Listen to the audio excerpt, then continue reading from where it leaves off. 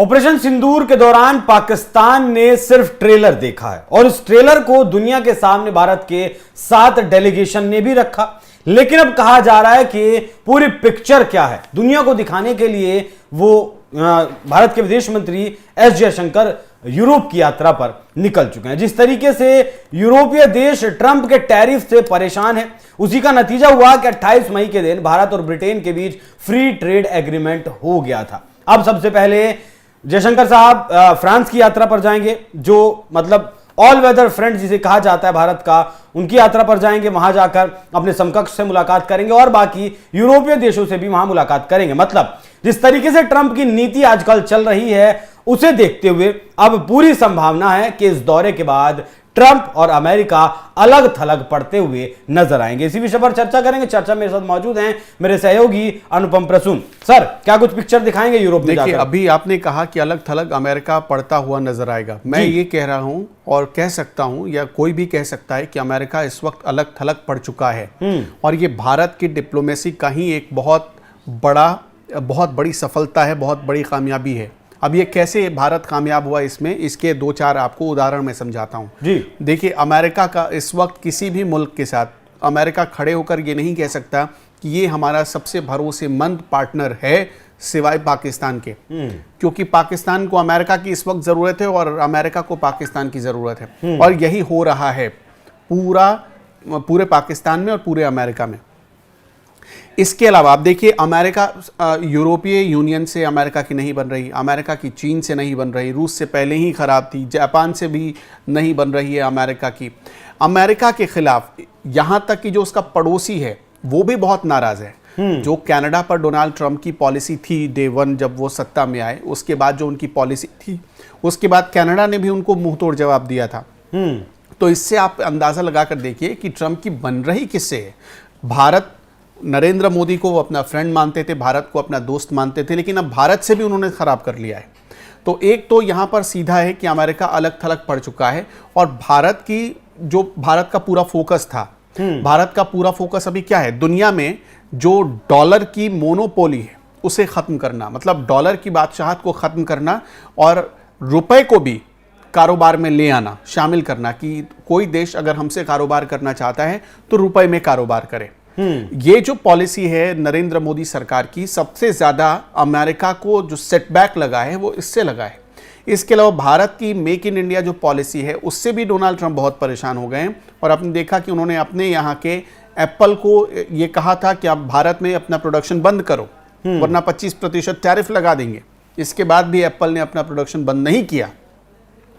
तो ये तो क्लियर हो गया कि अमेरिका अलग थलग पड़ चुका है। अब आते हैं उस पॉइंट पर, भारत ने 3 लेवल पर डिप्लोमेसी करने का प्लान बनाया है और ये ऑपरेशन सिंदूर में जो भारत को कामयाबी मिली थी, उस कामयाबी को दुनिया जाने समझे, इसके लिए 3 लेवल पर ये पूरा खाका चल रहा है। आपने देखा है इस वक्त हमारे 7 डेलीगेशन करीब 33 देशों में गए थे। वो अलग अलग देशों में गए थे, यूरोप में भी गए, अमेरिका में भी गए और अलग अलग जगहों पर गए। उनमें से आपने ये भी देखा होगा कि इस डेलीगेशन ने क्या बताया कि ऑपरेशन सिंदूर में भारत ने कैसे कामयाबी हासिल की और बताया कि पाकिस्तान का आतंकवादी चेहरा कैसा है। पाकिस्तान के खिलाफ जो सबूत भारत ने जुटाए थे, दुनिया को हमने वो सबूत भी दिखाए।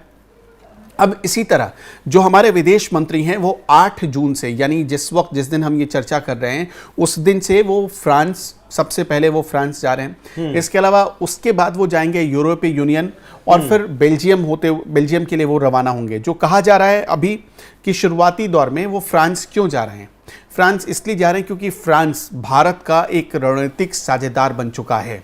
आपने देखा होगा कि हमने जब रूस से हथियारों की खरीद में थोड़ी भी कमी की तो हमने फ्रांस से वो कमी बढ़ाई, उसको पूरा किया। मतलब भारत सिर्फ 2 देशों पर इस वक्त भरोसा कर सकता है, एक रूस और दूसरा फ्रांस, ये साफ है। इसके अलावा वहां पर एक डायलॉग हो रहा है, रायसीना डायलॉग हो रहा है फ्रांस में, तो उसमें भी शामिल होंगे एस जयशंकर, विदेश मंत्री। वहां पे तमाम देशों के विदेश मंत्री आएंगे। तो वहां पर एस जयशंकर जाकर भारत की इस उपलब्धि, ऑपरेशन सिंदूर की उपलब्धि के बारे में बताएंगे। उसके बाद जैसे हमने कहा कि यूरोप के अलग अलग देशों में जाएंगे और कहा जा रहा है कि वो 7 देशों में, 7 जो यूरोप को प्रभावित करने वाले जो बड़े देश हैं उन देशों में जाकर भारत की जो कामयाबी है उसके बारे में बताएंगे और भारत की फ्यूचर पॉलिसी क्या है उसके बारे में भी समझाएंगे। इसके अलावा साइबर और टेररिज्म, ये दो ऐसी चीजें, और परमाणु ऊर्जा, इन तीन चीजों पर उनका सबसे ज्यादा फोकस रहेगा। अब इसके बाद अब देखिए G7 समिट की भी शुरुआत हो रही है, अब प्रधानमंत्री उसमें जाएंगे, तो अब ये जो तीसरे लेवल की जो डिप्लोमेसी होगी वो G7 समिट में आप देखेंगे, जब वहां पर ये तमाम जो 7 विकसित देश जो हैं वो इकट्ठा होंगे और 8वें के तौर पर भारत को वहां बुलाया गया है, तो वहां पर एक अलग लेवल की डिप्लोमेसी होगी। तो ये जो आप 3 लेवल की डिप्लोमेसी देख रहे हैं, ये अमेरिका के लिए एक सेटबैक ही है। जब कनाडा ने भारत को निमंत्रण नहीं भेजा था तो 2 देश सबसे ज्यादा खुश थे, एक तो पाकिस्तान और दूसरा अमेरिका। लेकिन इन दोनों देशों को तब झटका लगा जब आखिरी वक्त में, इसको कहते हैं ना कि लास्ट टाइम में एकदम से वक्त बदल दिया, जज्बात बदल दिए, वो वाला सीन हो गया यहाँ पर। और नरेंद्र मोदी साहब को इनविटेशन मिल गया कनाडा की तरफ से G7 में जाने का, तो अमेरिका इस बात से भी बहुत चिढ़ा बैठा है।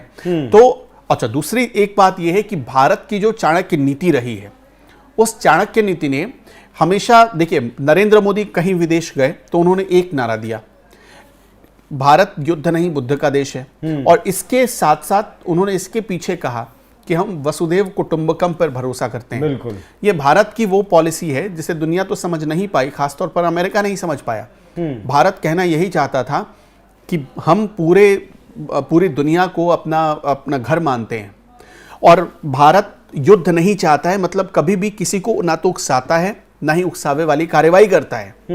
और यही चीज, इतनी बेसिक सी बात शायद अमेरिका को समझ में नहीं आई, तो अब अपनी डिप्लोमेसी से भारत अमेरिका को जवाब दे रहा है।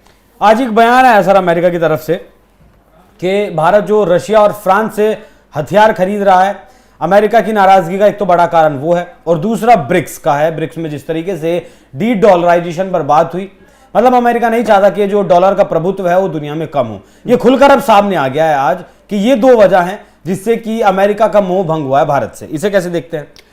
देखिए, अमेरिका के जो विदेश मंत्री थे, उन्होंने करीब 1 हफ्ते पहले एक बयान दिया। उस बयान से उन्होंने इतना तो साफ कर दिया था कि अमेरिका भारत से क्यों नाराज है। उन्होंने यही कहा था, सबसे ज्यादा जो चोट पहुंची है अमेरिका को, वो यही पहुंची है कि फ्रांस और रूस से इतने हथियार क्यों खरीद रहा है भारत। सबसे ज्यादा जो चोट पहुंची है अमेरिका को। उसके बाद जो दूसरी चीज है, अमेरिका हर उस देश के खिलाफ काम कर रहा है या साजिशें कर रहा है जिसने, जो ब्रिक्स में शामिल है और जो डॉलर के खिलाफ एक नई करेंसी में व्यापार करने के लिए तैयार हो रहा है। इसमें आपने देखा, रूस पर तमाम तरह के प्रतिबंध लगाए गए, भारत ने रुपए में कारोबार किया रूस के साथ। तो ये एक ऐसी चीज थी जो अमेरिका के प्रभुत्व को, अब बात पर होता क्या था, अमेरिका सीधे सैंक्शन थोप देता था, अमेरिका किसी की सुनता नहीं था, अकेले दादागिरी दिखा रहा था। लेकिन यूरोप, जब रूस के मामले में उसने दादागिरी दिखाई तो भारत और रूस दोनों ने मिलकर उसको जवाब दिया। तो ये अमेरिका की, अच्छा उस समय क्या था कि जो बाइडेन थे वहां सत्ता में, अब वहां डोनाल्ड ट्रंप है। और डोनाल्ड ट्रंप आपको पता ही है कि मतलब एक ऐसे व्यक्ति हैं, एक ऐसे राष्ट्रपति हैं जो कि सोच से ज़्यादा या इस बात की परवाह किए बगैर कि क्या हमारी सामरिक नीतियां कैसी होनी चाहिए, हमारी डिप्लोमेसी कैसी होनी चाहिए, इस बात की परवाह किए बगैर वो एक मतलब सनकपन में काम करते हैं। तो इससे में रहना है, बस किसी भी तरीके से रहना, किसी भी तरीके से। और देखिए, भारत, अभी आपने देखा होगा कजाकिस्तान, तुर्कमेनिस्तान, इन तमाम देशों के जो राष्ट्र अध्यक्ष आए थे, उन्होंने प्रधानमंत्री नरेंद्र मोदी के साथ मुलाकात की। इसका एक सीधा मतलब क्या था? इसका सीधा मतलब 2 देशों को बड़ा जवाब देना था, एक तो अमेरिका, दूसरा चीन। ये बात इसलिए मैं कह रहा हूं कि अभी तक जो मतलब रेयर खनिज होते हैं उनको, उनकी खुदाई करता है ज्यादातर चीन या वो अमेरिका के हाथों में होता है, रेयर मेटल्स जिनको हम मानते हैं। अब हो रहा ये है कि भारत इस दिशा में आगे बढ़ रहा है। तो जब आगे बढ़ता है तो पता है, आपने देखा होगा कि चीन कभी बोल देता है कि भाई हम आपको चिप नहीं देंगे, कभी अमेरिका कहता है कि हम सप्लाई बंद कर देंगे। तो भारत ने इन सारे देशों, क्योंकि इन सारे देशों को इसमें महारत हासिल है, भले चीन खुदाई करता है या चीन करता है या अमेरिका करता है, लेकिन वहां पर जो काम करने वाले लेबर्स होते हैं, जो काम करने वाले एक्सपर्ट होते हैं, वो इन देशों के होते हैं।